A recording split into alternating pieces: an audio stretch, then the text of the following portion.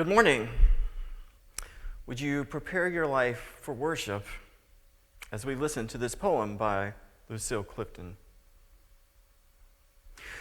Won't you celebrate with me what I have shaped into a kind of life? I had no model, born in Babylon, both non-white and woman. What did I see to be except myself? I made it up here on this bridge between starshine and clay, my one hand holding tight my other hand. Come, celebrate with me that every day something has tried to kill me and has failed.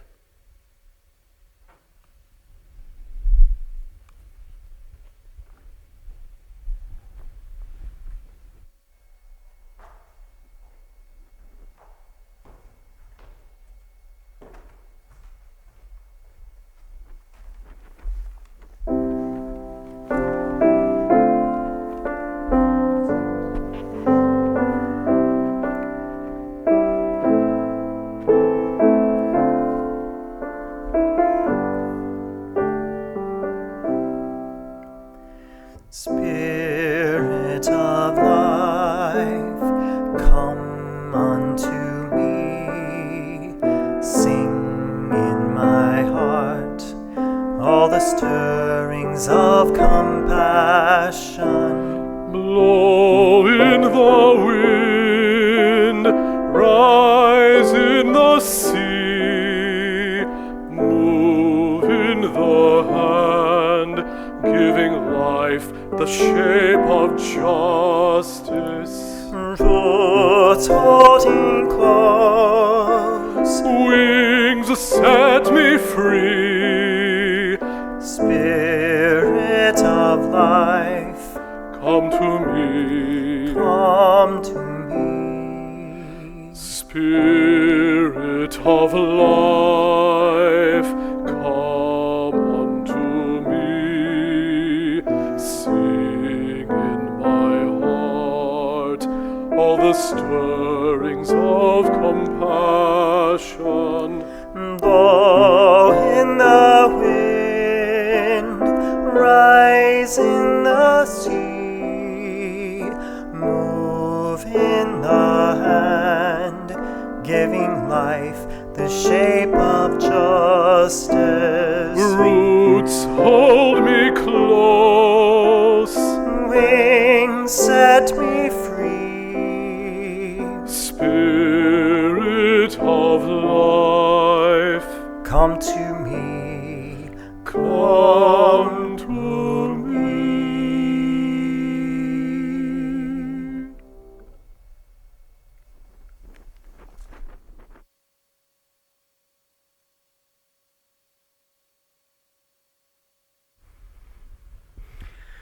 This morning's reading is from Exodus.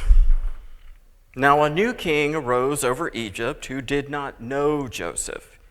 He said to this people, "Look, the Israelites people are more numerous and more powerful than we. Come, let us deal prodigiously with them, or they will increase and, in the event of war, join our enemies and fight against us and escape from this land." Therefore, they set taskmasters over them to oppress them with forced labor. They built supply cities, Pithom and Ramesses, for Pharaoh. But the more they were oppressed, the more they multiplied and spread, so that the Egyptians came to dread the Israelites.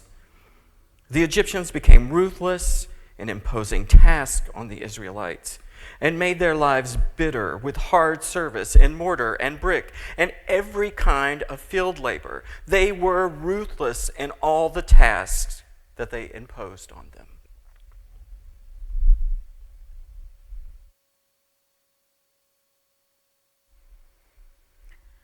A sea of confusion swept over me. I couldn't believe my ears. Was I actually reading the Bible, a narrative written thousands of years ago, or was I reading a script for a movie titled America 2020, set to be released next month? Listen again to that Exodus story that Brian just read for us. A new leader rose to power who didn't know the people and the story of America. He said to the citizens, "Look, these immigrants and black people are more numerous and more powerful than we. Let us deal shrewdly with them, or they will take over our country.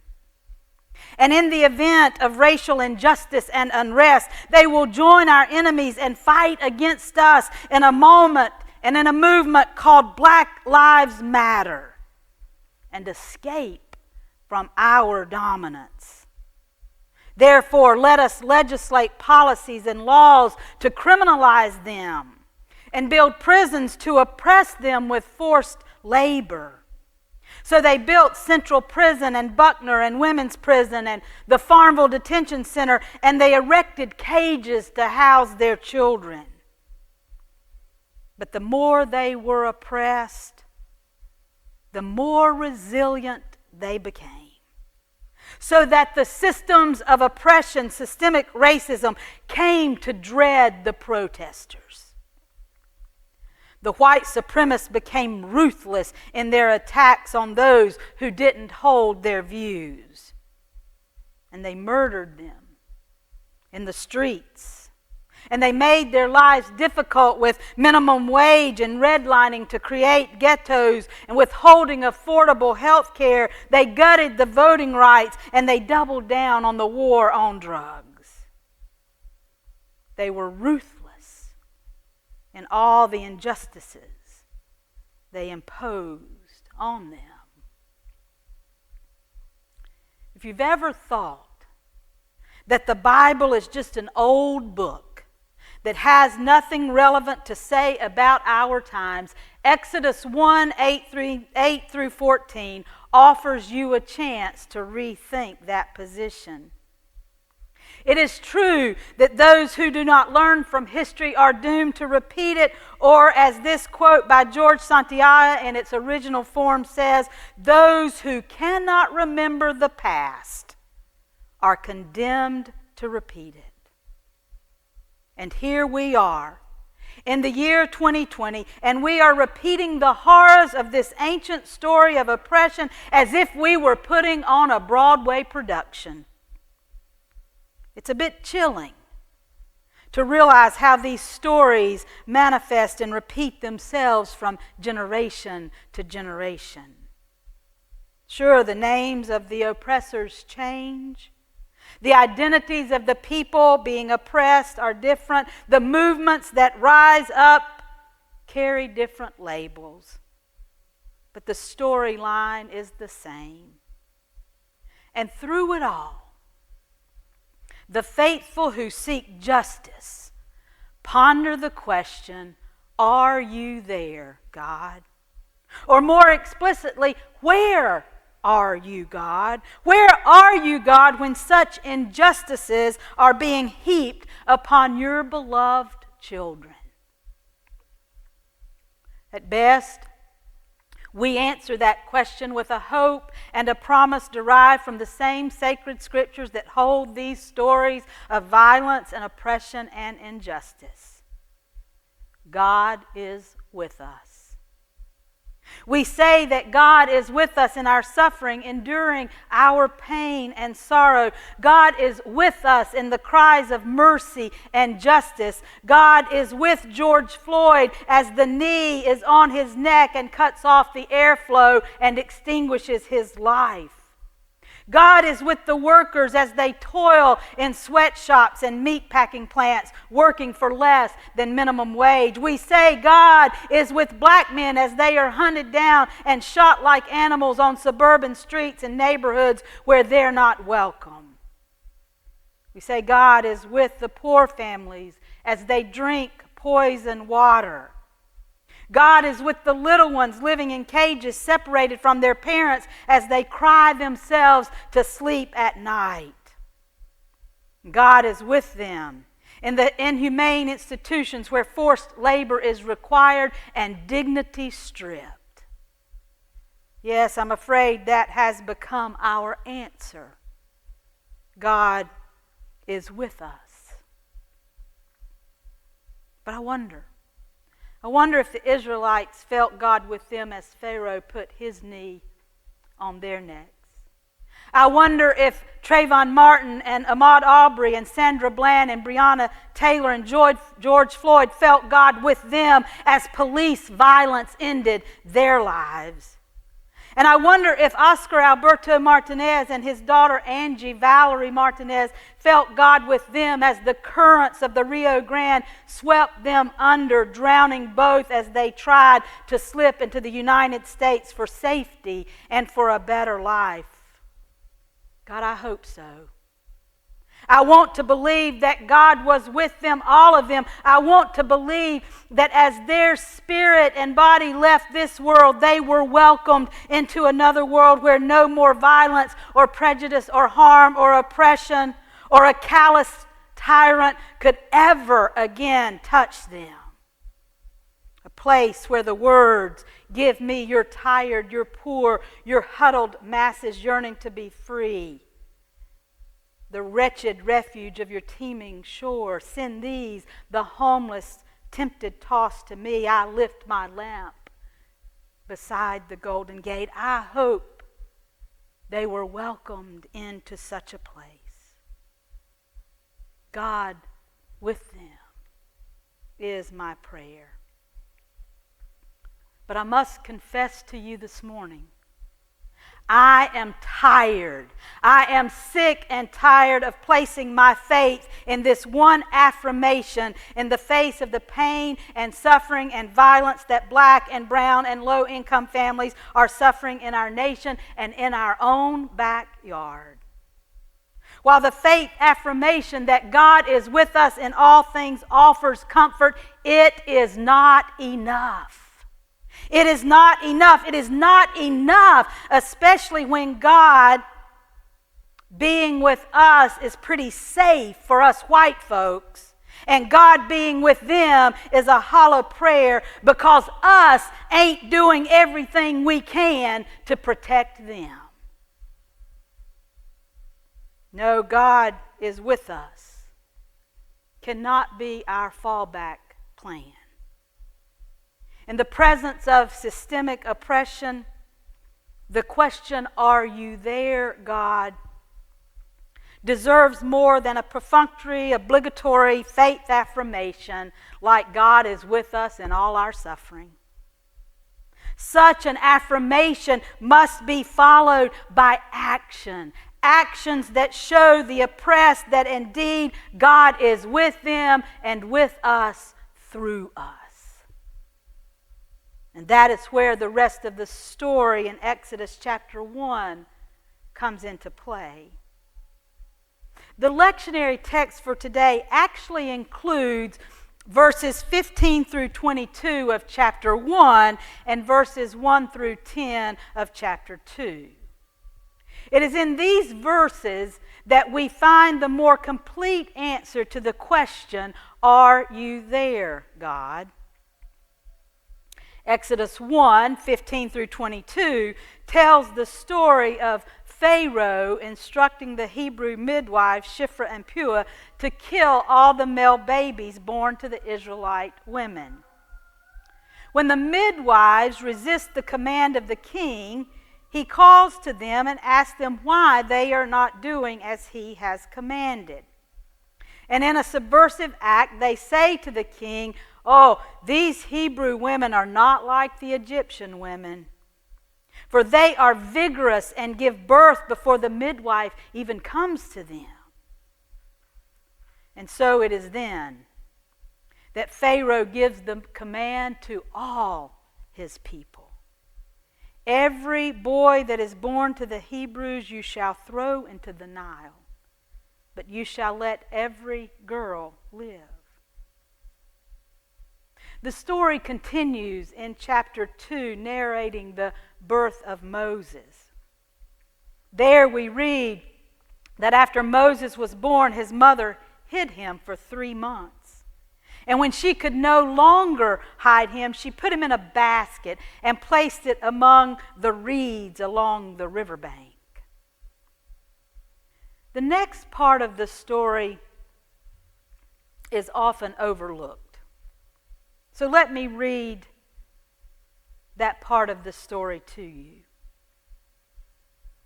His sister, Moses' sister, stood at a distance to see what would happen to him. The daughter of Pharaoh came down to bathe at the river, while her attendants walked beside the river. She saw the basket among the reeds and sent her maid to bring it. When she opened it, she saw the child. He was crying, and she took pity on him. "This must be one of the Hebrews' children," she said.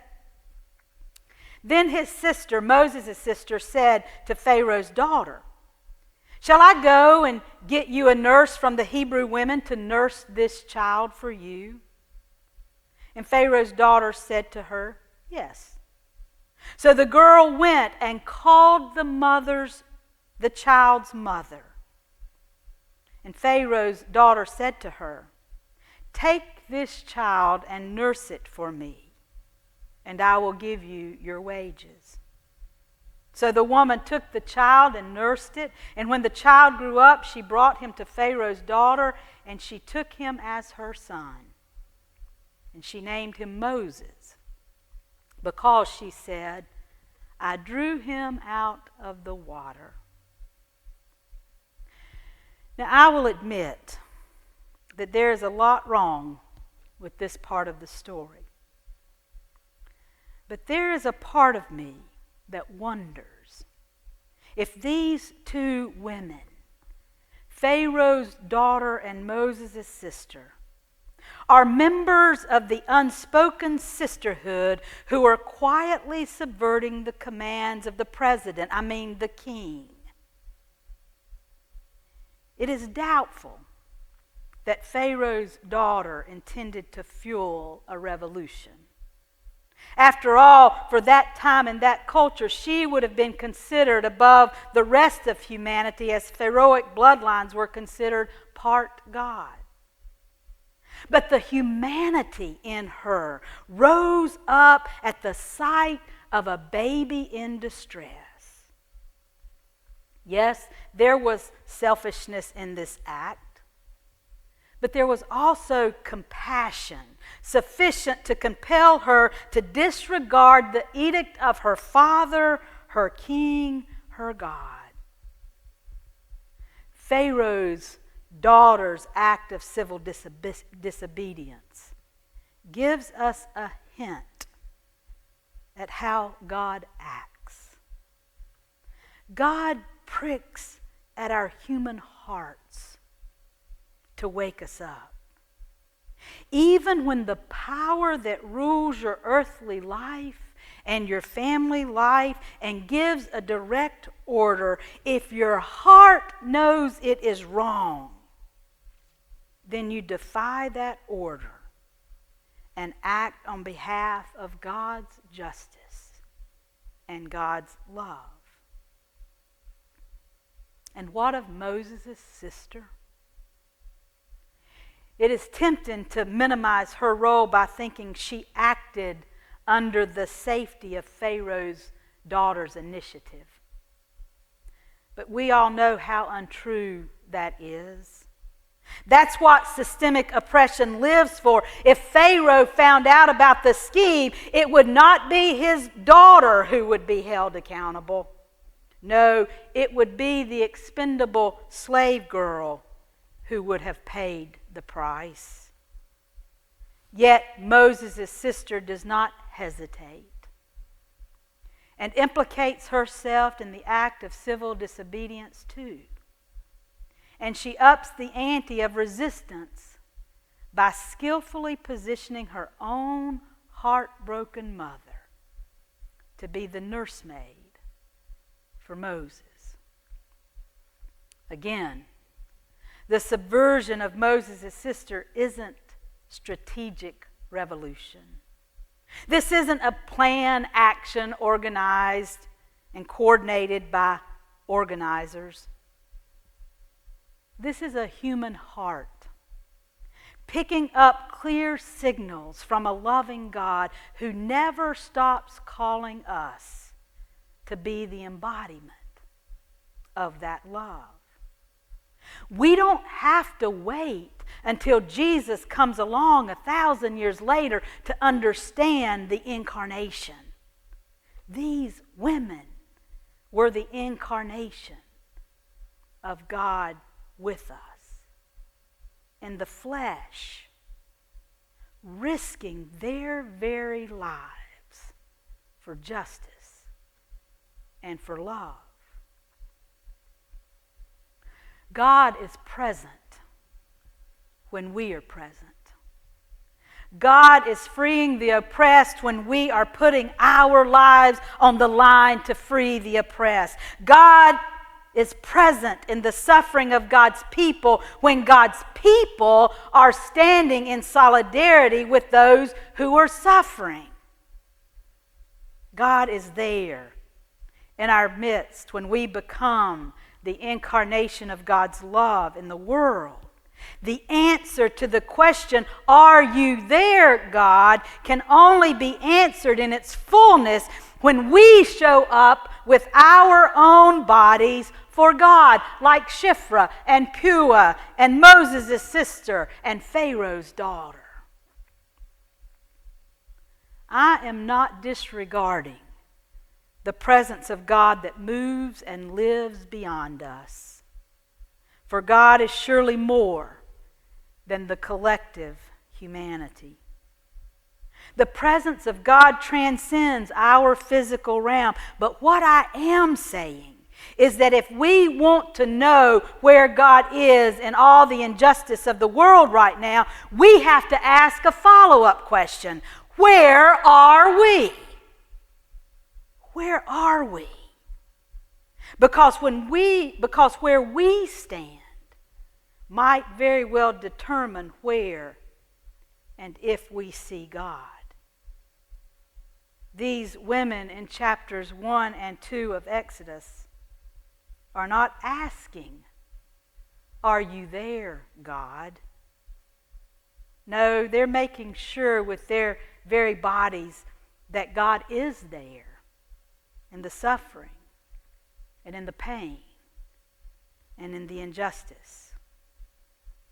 By following the dictates of their hearts and a love that transcends hate, they are building a revolution that will ultimately topple the dominant structures and systems of oppression and violence. These women, cut the path for Rosa Parks when she sat down on that bus, and Jim Lewis when he walked across the Edmund Pettus Bridge, and those black young people who sat at the lunch counter in Greensboro, and the first Moral Monday arrestees, and all who have joined the Black Lives Matter movement, and for everyone who has ever risked embodying the words, "God is with us." And Rosa and Jim and those who risked their lives during the civil rights movement, and those who have gone to jail for justice since that time, have continued to cut and clear the path for us. And now, we are the ones being called upon to keep cutting and clearing the path. We are the ones being called now to put our flesh and blood on those words, "God with us." Shiphrah and Puah, and Moses' sister and Pharaoh's daughter, they taught us what it means to put flesh on the words, "God is with us." We cannot wait until November for a new leader to arise and magically and miraculously return our nation to the highest ideal of being a nation where all are created equal and where all are endowed by their Creator with certain unalienable rights. Among these life, liberty, and the pursuit of happiness. When that new leader arises in November, please God, it will still not be enough. It will not be enough. And so the question is not, are you there, God? The question is, are you there, Nancy? Are you there, Pullen? Are you there, America?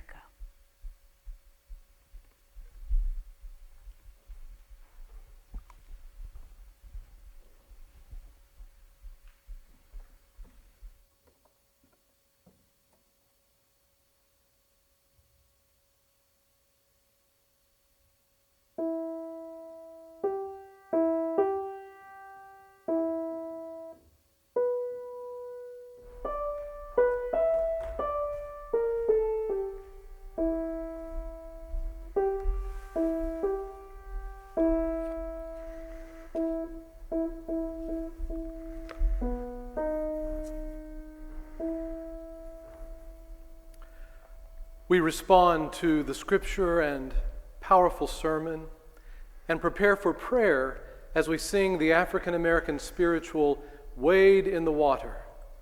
This spiritual, like many others, contained coded messages to help free the enslaved people. Honoring this knowledge and tradition, today we sing new verses by our own Chalice Overy and later Jann Aldredge-Clanton. And these words and the spiritual empower us to seek freedom and justice in our time. And so, sing with us. Wade in the water, wade in the water, children, wade in the water. God's gonna trouble the water. Watch and pray, don't close your eyes. God's gonna trouble the water. See a chance to turn the tide. God's gonna trouble the water. Wade in the water. Wade in the water, children, wade in the water. God's gonna trouble the water. Wait and watch, don't turn away. God's gonna trouble the water. Now's the time to lead the way. God's gonna trouble the water. Wade in the water, wade in the water, children, wade in the water. God's gonna trouble the water. See the children black, white, and brown. God's gonna trouble the water. Together none can turn them round. God's gonna trouble the water. Wade in the water. Wade in the water, children, wade in the water. God's gonna trouble the water. We proclaim the Jubilee. God's gonna trouble the water. Chains are broken and captives freed. God's gonna trouble the water. Wade in the water. Wade in the water, children. Wade in the water. God's gonna gonna trouble the water. God's gonna trouble the water. God's gonna trouble the water.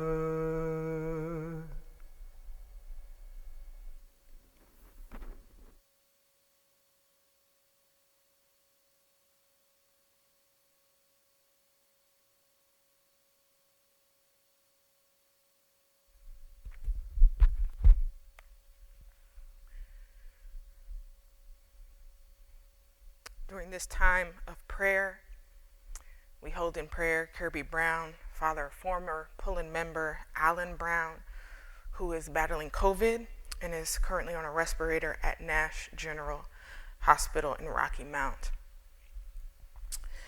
We pray for Lucy Kuchmears and her family. Lucy's cousin, Janine Trail, died of lung cancer in Florida on Friday. And we lift in prayer those battling wildfires in California and those who are suffering because of them, and for the Gulf residents bracing for double tropical storms, possibly even hurricanes. We pray for wise and compassionate leadership, coordination of resources to help those impacted, and for mercy. God, I don't always understand the ways in which you are with us, but I've seen you. Often in the faith-filled actions of Black women who have refused to believe that death, oppression, and poverty are our lot. Through them and alongside them, I've watched you trouble the waters, and I thank you for the places to which those waters have delivered us.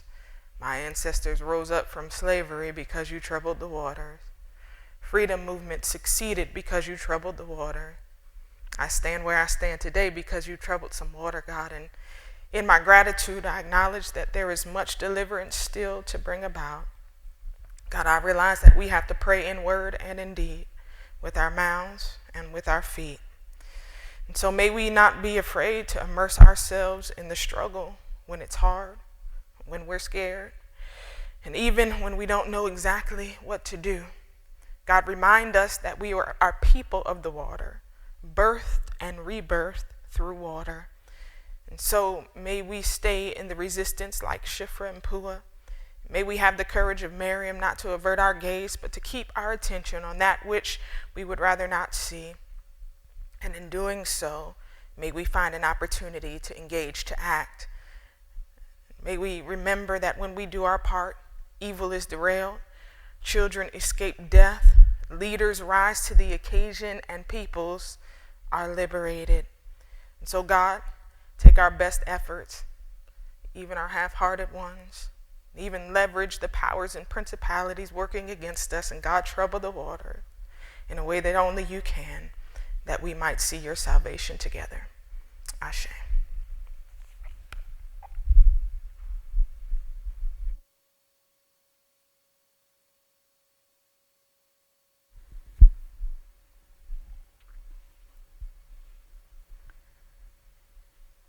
A couple announcements before I send you forth.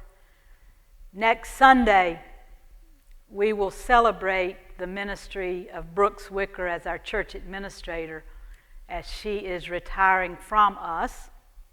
She will still be a part of us, as she will remain in this community, but we want to celebrate the contributions that she has made to this community, to this church, as our church administrator. So she will be with us in worship next Sunday morning, and then we will have a party in the early evening. We have planned a drive-by reception to honor Brooks. And so what we're asking you to do, in order to show your appreciation and gratitude for Brooks' ministry among us, we want you to decorate your cars and to come to the church at 5 o'clock on next Sunday.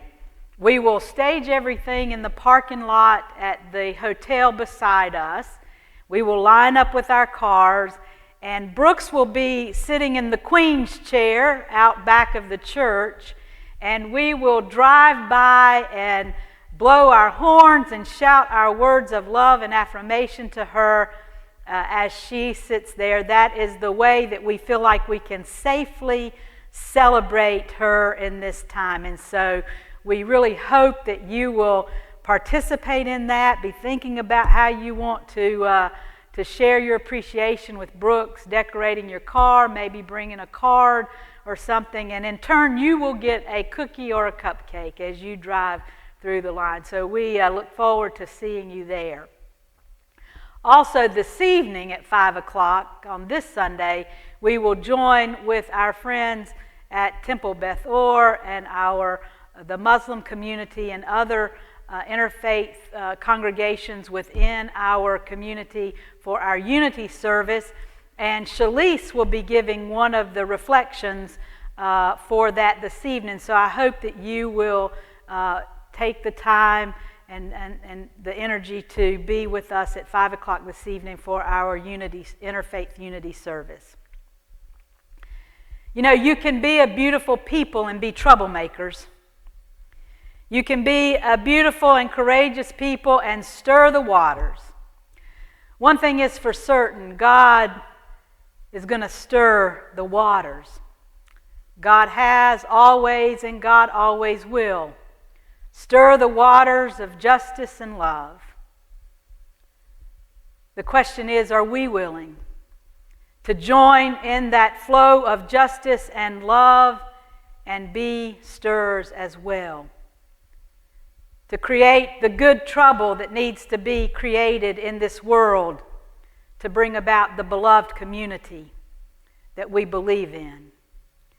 And so I send you forth on this Sunday with the charge to go out into this world and wade in the water and stir the water and create, as John Lewis says, good trouble in this world. Good trouble for justice and for love. Go in peace and go knowing that you are God's beloved.